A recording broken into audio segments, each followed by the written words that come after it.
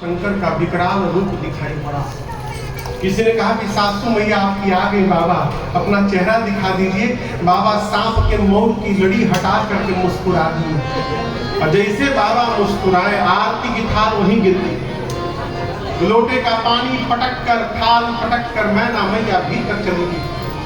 शंकर भगवान बोले हो गया, द्वार पूजन चला जाए। यहाँ एक बड़ी अद्भुत बात मैं आपसे निवेदन करूं, किसी के भी घर जाइए ना, किसी के द्वार पर जाइए तो प्रयास करिए कि वहां हमारी चर्चा हमारी उदंडता को लेकर के न हो, वहां हमारी चर्चा हमारी शालीनता को लेकर। कई लोग अपने घर में भीगी भीगी रहते हैं, दूसरे घर में जाते आग का गोला बन जाते हैं।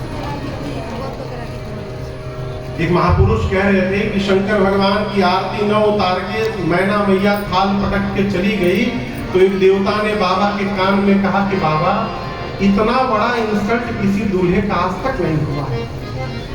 बाबा पूछे कैसे?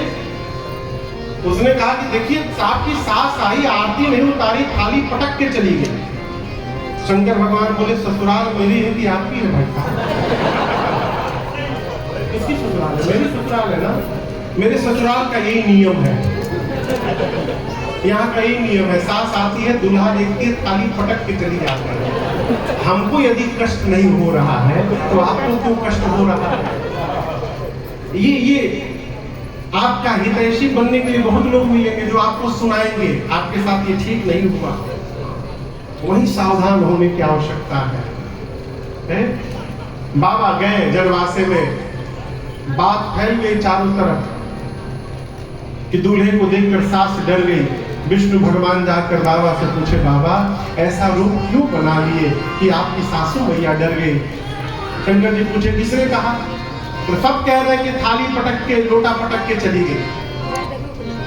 शंकर भगवान बोले मेरी सास थाली पटक के नहीं गई, मेरी सास बहुत ज्ञानी है। आरती की थाल लेकर घुमाने के लिए आई थी, तब तक चंद्रमा दिखाई पड़ गए।